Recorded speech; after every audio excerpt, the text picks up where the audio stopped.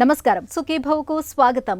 ఈరోజు సుఖీభవలో రక్తంలో తీపి, నోటికి చేదు, పిల్లల్లో గాయాలకు ప్రథమ చికిత్స ఎలా? మనసారా తినండి, తలనొప్పిని తగ్గించే యోగాసనాలివే. ఇంకా హెల్త్ టిప్. షుగర్ అనగానే మనలో చాలా మంది గుండె, కిడ్నీలు, కంటి చూపు గురించే ఆలోచిస్తారు. కానీ ఈ చక్కెర రాక్షసి మొదటగా దాడి చేసేది మన చిగుళ్ళు, దంతాల మీదనే. నోటిలో తీపి ఎక్కువైతే పళ్ళు పుచ్చిపోతాయి. అలాగే రక్తంలో తీపి ఎక్కువైతే చిగుళ్ళు దెబ్బతింటాయి. చిగురు కింద ఉండే ఎముక కూడా క్రమంగా కరిగిపోతూ వస్తుంది. చివరకు ఆరోగ్యకరమైన దంతాలు కూడా ఊడిపోయే ప్రమాదం ఉంటుందని చెబుతారు డాక్టర్లు. మధుమేహంతో దంతాలకు ఎదురయ్యే ఇబ్బందులు ఎలా ఉంటాయో, వాటిని అధిగమించేందుకు ఏం చేయాలో ఇప్పుడు తెలుసుకుందాం.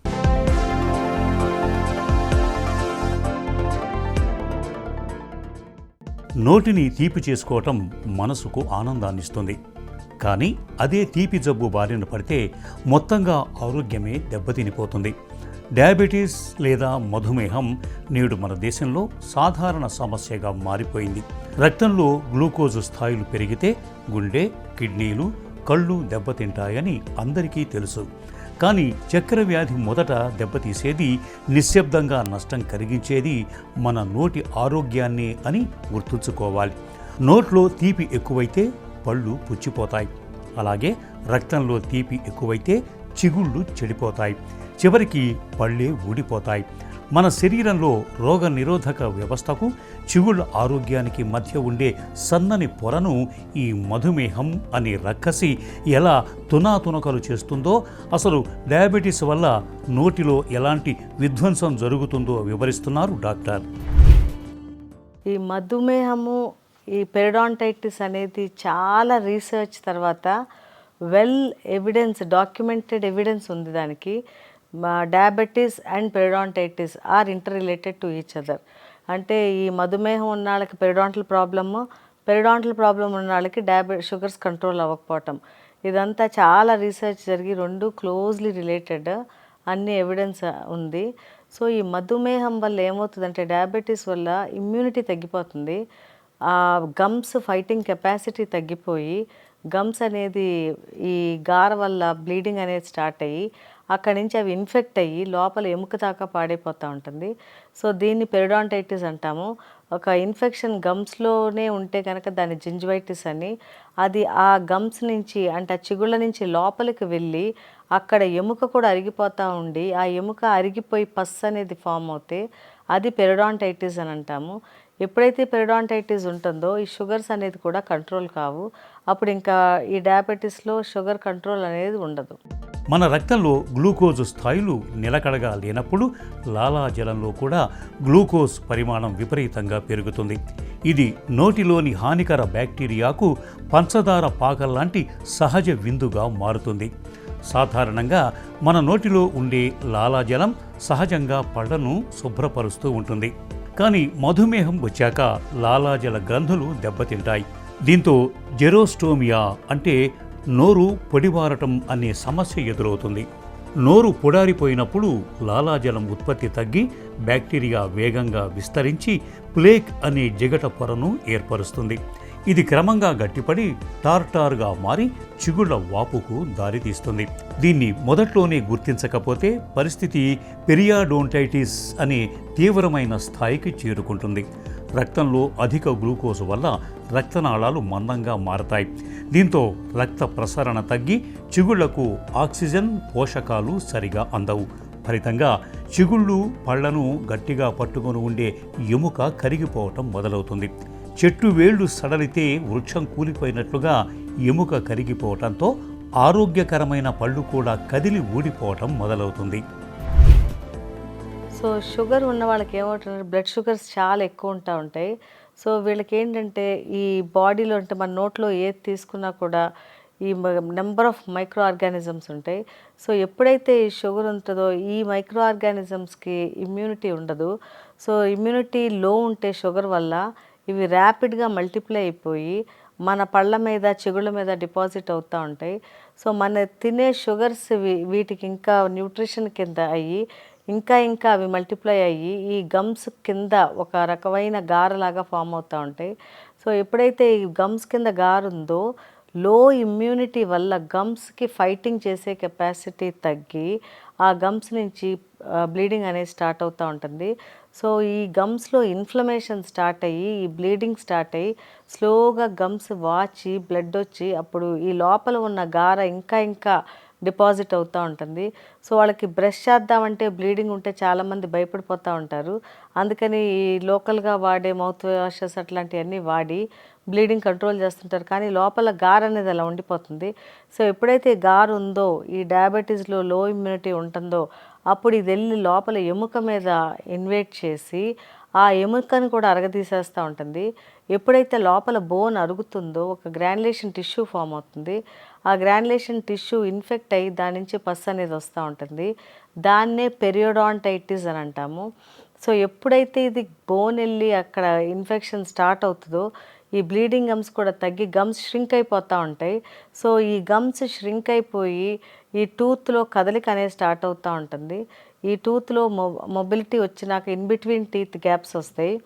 ఈ గ్యాప్స్ ఇంకా పెరిగి పన్ను లూజ్ అయ్యి తర్వాత పన్ను అనేది ఊడిపోతూ ఉంటుంది.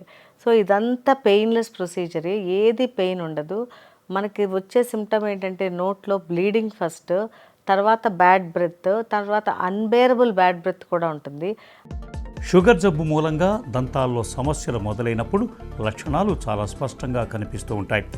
ఉదయం పళ్ళు తోముకునేటప్పుడు చిగుళ్ళ నుంచి రక్తం కారటం, నోటి నుంచి దుర్వాసన రావటం, చిగుళ్ళు ఎర్రబడి వాపు రావటం, తింటున్నప్పుడు సరిగా నమలలేకపోవటం, పళ్ల మధ్య ఖాళీలు పెరగటం, దంతాలు కదలటం వంటి సమస్యలు కనిపిస్తూ ఉంటాయి. ఆశ్చర్యకరమైన విషయం ఏమిటంటే మధుమేహం, పెరియాడోంటైటిస్ మధ్య టూ-వే స్ట్రీట్ అంటే ద్విముఖ సంబంధం ఉంటుంది. అంటే షుగర్ లెవెల్స్ పెరిగితే చిగుళ్ళ జబ్బు వస్తుంది.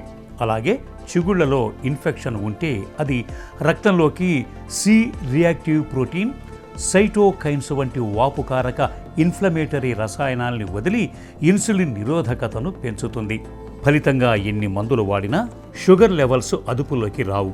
పరిశోధనల ప్రకారం తీవ్రమైన చిగుళ్ల జబ్బుతో బాధపడే వారిలో HbA1c స్థాయిలు పెరిగే అవకాశం 3 రెట్లు ఎక్కువగా ఉంటుందని అధ్యయనాలు వెల్లడిస్తున్నాయి. ఎనీ డయాబెటిక్ పేషెంట్ మీరు దంతవైద్యుడికి వెళ్ళినప్పుడు మీ షుగర్ ఇంత ఉందని వాళ్ళకి చెప్పండి. మీ HbA1c ఎంత ఉందో వాళ్ళకి చెప్పండి. ఈ షుగర్స్ మీకు ఎట్లా ఉంటాయి రెగ్యులర్గా, యూజువల్గా మీకు ఏమన్నా హైపోగ్లైసిమిక్ అటాక్ అంటే షుగర్ బ్లడ్లో తగ్గి మీకు ఏమన్నా పడిపోతారా కళ్ళు తిరిగి, లేదా షుగర్ ఎక్కువగా ఉండి కళ్ళు తిరిగి పడతారా, అట్లాంటివన్నీ వాళ్ళకి క్లియర్గా ఎక్స్ప్లెయిన్ చేయాలి. సో మీరు డయాబెటిక్ అని చెప్పి అది కంట్రోల్లో ఉందో లేదో డెంటిస్టులు చూసుకుంటారు. ఒకవేళ అన్కంట్రోల్ డయాబెటీస్ అయితే ఫస్ట్ మీ షుగర్ కంట్రోల్ చేసి తర్వాతే పన్ను తీస్తాము. సో మీరు అవన్నీ డెంటిస్ట్తో మాట్లాడండి ఫస్ట్ మీ డయాబెటిక్ దీని గురించి. సో అవన్నీ మాట్లాడినాక మీ షుగర్స్ కంట్రోల్లో పెట్టుకుని వాళ్ళు అప్పుడు మీకు ఎక్స్ట్రాక్షన్ అనేది చేస్తారు మీకు పన్ను తీయాల్సిన అవసరం ఉంటే. సో పన్ను తీసేటప్పుడు మీరు రెగ్యులర్గా మీకు హైపోగ్లైసిమిక్ అటాక్ వస్తుందా, వస్తే మీరు ఏం చేస్తారు అనేది కూడా వాళ్ళకి చెప్పండి. సో వాళ్ళు ఏం చేస్తారంటే గ్లూకోమీటర్ దగ్గర పెట్టుకుని మీ షుగర్ లెవెల్స్ చూసుకుంటా ఇన్ కేస్ మీకు హైపోగ్లైసిమియా వస్తే ఇమీడియట్గా మీకు వాళ్ళు గ్లూకోజ్ ఇచ్చి మిమ్మల్ని అందులో నుంచి బయటికి తీసుకొస్తారు. సో డ్యూరింగ్ ప్రొసీజర్ ఏ ప్రాబ్లం ఉన్నా అంటే మీకు హైపో ఉన్నా హైపర్ ఉన్నా వాళ్ళు ట్రీట్ చేస్తారు ఇబ్బంది పడకుండా. సో వాళ్ళు దానికి అన్నీ రెడీగా పెట్టుకుంటారు. తర్వాత మీకు పన్ను తీసేసినాక పోస్ట్ ఆపరేటివ్ కాంప్లికేషన్స్ రాకుండా కూడా చూసుకోవాలి. అవేంటంటే post operative infections are more in diabetic patients than normal. కాబట్టి వాళ్ళు పళ్ళు తీసినాక మీకు ప్రాపర్ యాంటీబయాటిక్ కవరేజ్ అవన్నీ ఇస్తారు. So proper sterilisation, proper antibiotic coverage ఇచ్చి మిమ్మల్ని వీక్లీ చెకప్ చేసి మొత్తం హీల్ అయ్యే వరకు వాళ్ళు ఫాలో చేస్తారు. కాబట్టి మీకు షుగర్ ఉన్నప్పుడు మీ ప్రాబ్లమ్స్ అన్నీ కూర్చుని వాళ్ళకి చెప్పి ఆ తర్వాత మీరు పన్ను తీపించుకోండి.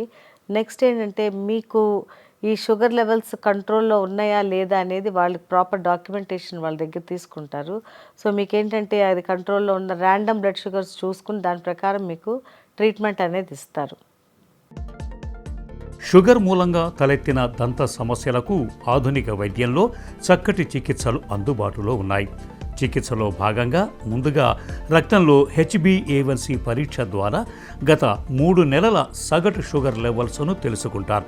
ఆపై పెరియోడెంటల్ ప్రోబింగ్, OBG ఎక్స్రే ద్వారా చిగుళ్ల ఎముక క్షీణత తీవ్రతను నిర్ధారిస్తారు. చికిత్స విషయానికి వస్తే ప్రారంభ దశలో స్కేలింగ్, రూట్ కెనాల్ ద్వారా దంతాల మధ్య పేరుకుపోయిన బ్యాక్టీరియాను తొలగిస్తారు. ఇన్ఫెక్షన్ తీవ్రంగా ఉంటే లేజర్ ద్వారా, ఫ్లాప్ సర్జరీ ద్వారా చిగుళ్లను బాగు చేస్తారు. కోల్పోయిన ఎముక కోసం బోన్ గ్రాఫ్టింగ్ చేస్తారు. అయితే ఈ చికిత్సలు విజయవంతం కావాలంటే HbA1c స్థాయి 7 కంటే తక్కువగా ఉండాలి. ఇక షుగర్ మూలంగా దంత సమస్యలు తలెత్తకుండా ఉండాలంటే క్రమం తప్పకుండా మందులు, ఇన్సులిన్ వాడుతూ రక్తంలో గ్లూకోజ్ అదుపు తప్పకుండా చూసుకోవాలి. తిన్న తర్వాత ఫ్లాసింగ్ చేయటాన్ని అలవాటు చేసుకోవాలి.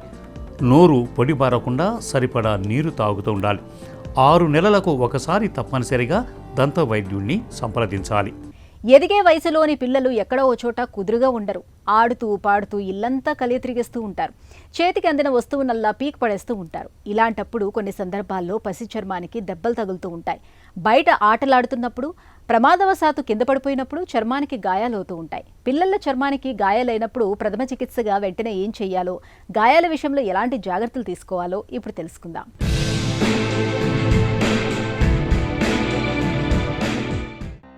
పిల్లలు ఆడుతున్నప్పుడో, సైకిల్ తొక్కటం వంటి కొత్త పనులు నేర్చుకుంటున్నప్పుడో కింద పడటం మామూలే. దీంతో చర్మం గీసుకుపోవడం, కందిపోవడం చూస్తూనే ఉంటాం. వీటికి చాలా వరకు ఇంట్లోనే చికిత్స చేస్తుంటాం. ఇలాంటి సమయాల్లో కొన్ని జాగ్రత్తలు తీసుకోవటం మంచిది. పిల్లలకు గాయాలైనప్పుడు గాయాన్ని తాకే ముందు సబ్బు నీటితో శుభ్రంగా కడుక్కోవాలి. లేకపోతే చేతులకు ఉన్న సూక్ష్మక్రిములు గాయాలకు అంటుకోవచ్చు. రక్తం కారటం ఆగకపోతే కాసేపు అలాగే అదిమి పట్టాలి. నెమ్మదిగా రక్తం కారటం ఆగుతుంది. తర్వాత చల్లటి నీటి ధారతో గాయాన్ని కడగాలి. దీంతో దుమ్ము, ధూళి, ఇసుక, గడ్డి వంటివి అంటుకుంటే తొలగిపోతాయి. గాయం మీద నేరుగా హైడ్రోజన్ పెరాక్సైడ్ కానీ, స్పిరిట్ కానీ పోయకూడదు. ఇవి గాయం త్వరగా మానకుండా చేస్తాయి. తేలికైన సబ్బు నీటితో గాయాన్ని శుభ్రం చేయాలి. అనంతరం యాంటీబయాటిక్ క్రీమ్ని రాయాలి. ఇది గాయమైన భాగాన్ని తేమగా ఉంచుతూ ఇన్ఫెక్షన్ తలెత్తకుండా చేస్తుంది. గాయం మీద బ్యాండేజీ గుడ్డతో కట్టాలి. బ్యాండేజీని రోజూ మార్చి కొత్తది కట్టాలి. ప్రతిసారి గాయాన్ని శుభ్రం చేసి యాంటీబయాటిక్ క్రీమ్ని రాయాలి. చెక్కు కట్టేంత వరకు గాయం మీద నేరుగా కొబ్బరి నూనె వంటివేవి రాయకూడదు. చెక్కు కట్టిన తర్వాత అక్కడ దురద పెడుతుంటుంది. దీంతో గోకటానికి, చెక్కు తీయడానికి పిల్లలు ప్రయత్నిస్తుంటారు. ఇలాంటి పనులు చేయకుండా చూసుకోవాలి. గాయం మరీ పెద్దగా, లోతుగా అయినట్టయితే డాక్టర్ని సంప్రదించడం మంచిది. ఎందుకంటే కొన్నిసార్లు కుట్లు వేయాల్సి రావచ్చు. యాంటీబయాటిక్ మాత్రలు అవసరం పడొచ్చు. ఇక పిల్లల చర్మం కందిపోయినప్పుడు అది నల్లగా, నీలంగా మారడానికి ముందే ఐస్ ప్యాక్ పెట్టాలి. ఐస్ ముక్కలని నాప్కిన్ లేదా తువ్వాలులో చుట్టి కందిన చోట సుమారు 15 నుండి 20 నిమిషాల పాటు ఉంచండి. ఇలా తొలి రోజులో 4-5 సార్లు చేయాలి. ఇది వాపు తగ్గడానికి తోడ్పడుతుంది. చర్మాన్ని మొద్దుబారి నొప్పి తగ్గేలా చేస్తుంది. 48 గంటల తర్వాత రోజుకు 2-3 సార్లు వేడి కాపు పెట్టాలి. ఇది గాయం త్వరగా మారడానికి దోహదం చేస్తుంది. ఇక పిల్లలకు చర్మంపై గాయాలైనప్పుడు వదులు దుస్తులు వెయ్యాలి. కందిన చోట దుస్తులు బిగుతుగా లేకుండా చూసుకోవాలి. ఈ జాగ్రత్తలు పిల్లల్లో గాయాలను త్వరగా మానుపట్టేలా చేస్తాయి. మనలో కొంతమంది అతిగా తినటానికి అలవాటు పడితే మరికొందరేమో అస్సలు తిండి తింటున్నారా లేదా అన్నట్టుగా ఉంటారు. ఆహారం విషయంలో ఈ 2 రకాల ధోరణులు సరికాదంటారు నిపుణులు. మన శరీరానికి ఎంత అవసరమో అంతే తినాలి. ఎంత మంచి ఆహారమైనా అతిగా తింటే దాంతో మనకు లాభం కన్నా నష్టమే ఎక్కువ జరుగుతుంది. అందుకే వేటిని తినాలి, ఎంత తినాలి అన్నవి 2 కీలకమైన ప్రశ్నలే. ఆహార పదార్థాల ఎంపిక దగ్గర నుంచి పరిమాణం వరకు ఏవేవి ఎంత ఉండాలన్న అంశాలపై మనం కొద్దిగా బుర్ర పెట్టాల్సి ఉంటుంది. ఈ రకమైన ఎంపికల్ని మైండ్ఫుల్ ఈటింగ్గా పిలుస్తారు. శరీరానికి, మనసుకు ఎంతగానో మేలు చేసే మైండ్ఫుల్ ఈటింగ్ గురించిన పూర్తి వివరాలను ఇప్పుడు తెలుసుకుందాం.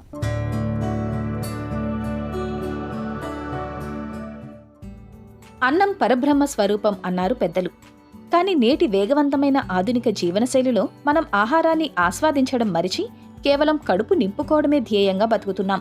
టీవీలు చూస్తూ, మొబైల్స్ స్క్రోల్ చేస్తూ యంత్రాల్లాగా తినడాన్ని ఆపి ఆహారం రంగు, రుచి, సువాసనలను ఆస్వాదిస్తూ ముద్ద ముద్దకు కృతజ్ఞతతో తినే విధానాన్నే వైద్యశాస్త్రం మైండ్ఫుల్ ఈటింగ్ అంటోంది. ఈ చిన్న అలవాటు మన శరీరంలో తెచ్చే మార్పులు అన్నీ ఇన్ని కావు. మనం ప్రశాంతంగా నమిలి తిన్నప్పుడు మన లాలాజలంలో జీర్ణరసాలు అద్భుతంగా ఊరి గ్యాస్, ఎసిడిటీ మరియు మలబద్ధకం వంటి సమస్యలను మూలాల నుండి నిర్మూలిస్తాయి. అంతర్జాతీయ పోషకాహార పరిశోధనల ప్రకారం ఈ పద్ధతిలో మెదడుకు, పొట్టకు మధ్య ఉండే సంతృప్తి సంకేతాలు సక్రమంగా అందుతాయి. దీంతో అతిగా తినే అలవాటు తగ్గిపోతుంది. దీనివల్ల ఎలాంటి కఠినమైన డైటింగ్ చేయకుండానే ఊబకాయం లేదా బరువును సులభంగా అదుపులోకి తెచ్చుకోవచ్చు. మైండ్ఫుల్ ఈటింగ్ అనేది రక్తంలో చక్కెర స్థాయిలు అకస్మాత్తుగా పెరగకుండా చూస్తుంది, మధుమేహాన్ని చక్కగా అదుపులో ఉంచుతుంది. గుండె జబ్బులను నివారించడంలో ఇది ఒక రక్షణ కవచంలా పనిచేస్తుంది. మానసిక ఒత్తిడి వల్ల వచ్చే స్ట్రెస్ ఈటింగ్ను అడ్డుకుంటుంది. ఒంట్లో హార్మోన్లను సమతూకంలో ఉంచుతుంది. ఫ్యాటీ లివర్ సమస్యను కూడా కేవలం ఈ మైండ్ఫుల్ ఈటింగ్ జీవనశైలి మార్పుతోనే నయం చేయవచ్చని తాజా అధ్యయనాలు పేర్కొంటున్నాయి. ఈ నేపథ్యంలో ప్రతి ముద్దను అమృతంలా భావించి ఆస్వాదిద్దాం. మనసారా తింటూ జీర్ణ వ్యవస్థను, ఆరోగ్యాన్ని కాపాడుకుందాం. వేళకు కాఫీ తాగకపోతే కొంతమందికి తలనొప్పి వచ్చేస్తుంది. కొంచెం తీవ్రంగా ఆలోచిస్తే తలలో నొప్పి మొదలైపోతుంది మరికొందరికి. ఇక మైగ్రేన్ గురించి అయితే చెప్పాల్సిన పనే లేదు. తలపై సమ్మెటు పోటీలా తలలో సూదులతో పొడుస్తున్నట్టుగా వేధిస్తుంది. మనలో కొంతమందికి మామూలు తలనొప్పితో పాటు అప్పుడప్పుడు మైగ్రేన్ బాధలు కూడా బాధిస్తూ ఉంటాయి. చీటికి మాటికి వేధించే ఇలాంటి తలనొప్పుల నుంచి ఉపశమనం పొందటానికి యోగాసనాలు చక్కగా ఉపకరిస్తాయని చెబుతారు నిపుణులు. తలనొప్పుల తిప్పులు తప్పించే యోగాసనాలు, వాటి సాధనలో మెలకువల గురించి ఇప్పుడు తెలుసుకుందాం.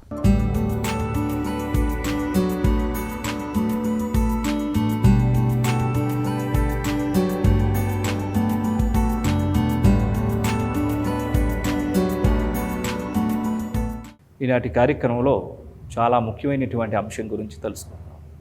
తలనొప్పి సమస్యలకి యోగాసనాలు ఏ విధమైనటువంటి చేయాలి, ఎటువంటి ముద్ర చేయాలి, ఇవి ఇమ్మీడియట్లీ రిలీఫ్ని రప్పిస్తాయి ఈ ఆసనాలు చక్కగా చేసినట్లయితే.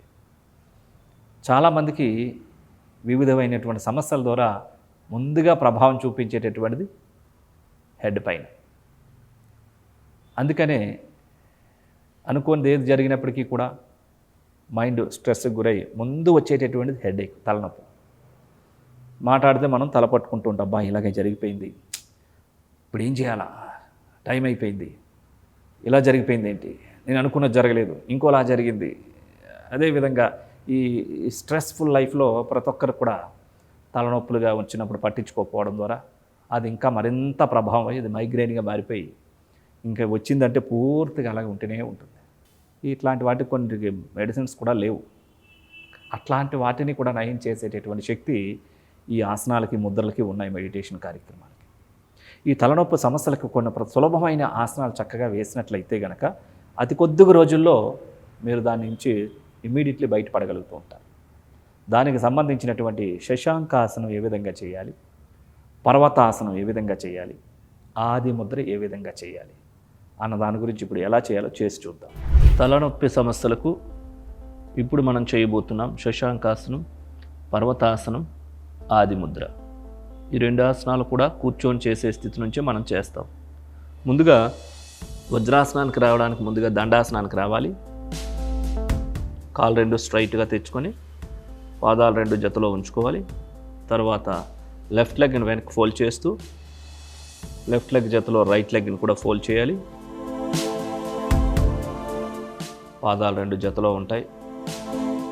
బటన్ బ్రేలు ఒకదాని పక్కన ఒకటి ఉంటాయి. పాదాలు వీ షేప్లో ఉండాలి. మోకాలు చివర్ల మధ్య 4 ఫింగర్స్ గ్యాప్ ఉంటుంది.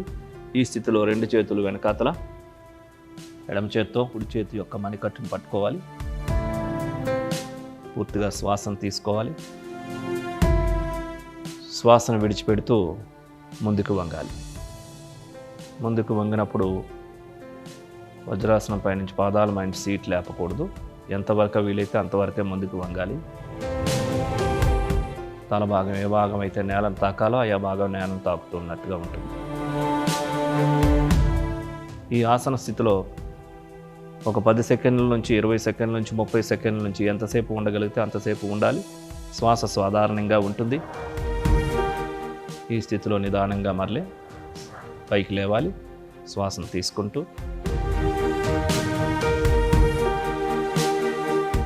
మరొక్కసారి పూర్తిగా శ్వాసను తీసుకోవాలి. శ్వాసను విడిచిపెడుతూ నిదానంగా ముందుకు వంగాలి. శ్వాస విడిచిపెట్టేసిన తర్వాత శ్వాస సాధారణంగా ఉంటుంది.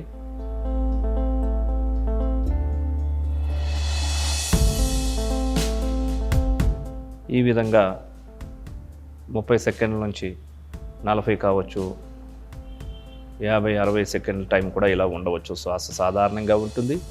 ఈ స్థితిలో నిదానంగా యథాస్థానానికి మళ్ళీ పైకి రావాలి.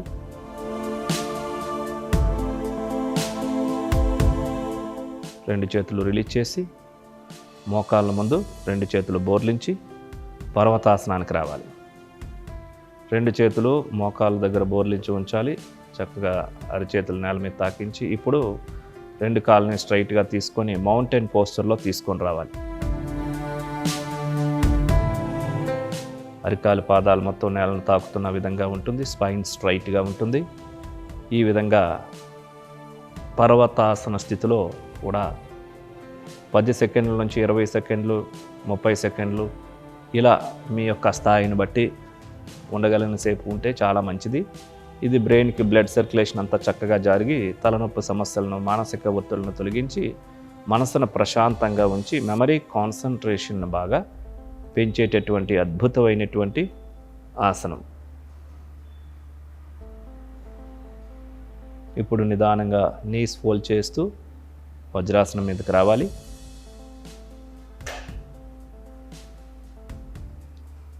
ఇప్పుడు మనం చేయబోతున్నాము ఆది ముద్ర. వజ్రాసనం మీదుగా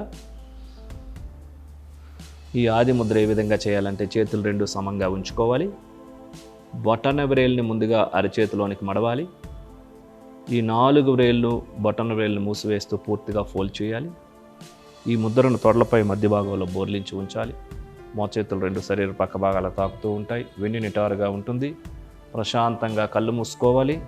ఈ స్థితిలో నిదానంగా శ్వాసను తీసుకుంటూ నిదానంగా శ్వాసను విడిచిపెడుతూ పూరక, కుంభక, రేచక, శూన్యక నియమాలు, నిష్పత్తులను పాటిస్తూ ప్రాణాయామం చేయాలి.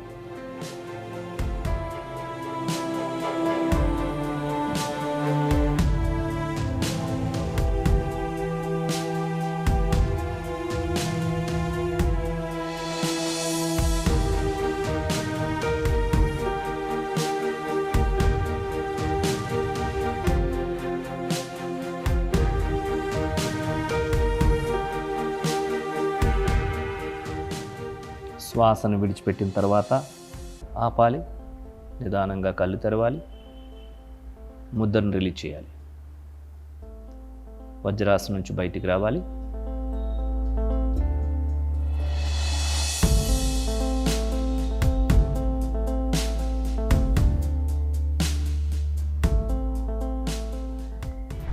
చూసారు కదండి, ఈ శశాంకాసనాన్ని ప్రొద్దున్నే 5 సార్లు వేయండి. వజ్రాసనం మీద కూర్చొని, ఒకరు వజ్రాసనం వేయలేకపోతే కుర్చీలో కూర్చొని కూడా చేయండి.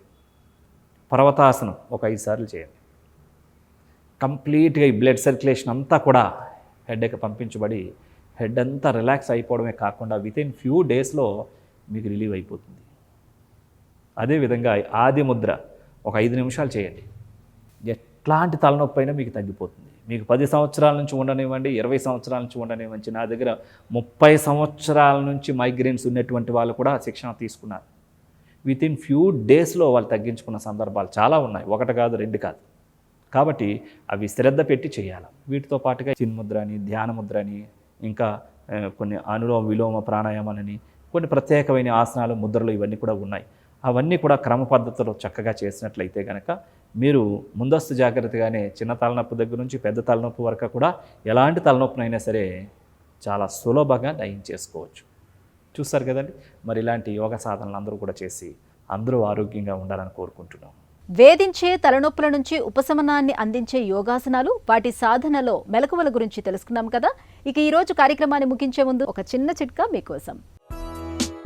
రక్తంలో షుగర్ లెవెల్స్ను చక్కగా అదుపులో ఉంచడానికి ఆహారంలో ముందుగా కీర, సలాడ్, ఉడికించిన కూరగాయలను తీసుకోండి. ఆ తర్వాతే అన్నం, పప్పు, ఇతర ఆహారాలు తినండి. ఈ అలవాటు మూలంగా జీర్ణాశయంలో ఆహార పదార్థాల నుంచి గ్లూకోజ్ పీల్చుకునే వేగం తగ్గుతుంది. దీంతో అన్నం తిన్నా కూడా రక్తంలో గ్లూకోజ్ స్థాయిలు ఒక్కసారిగా పెరగకుండా ఉంటుంది.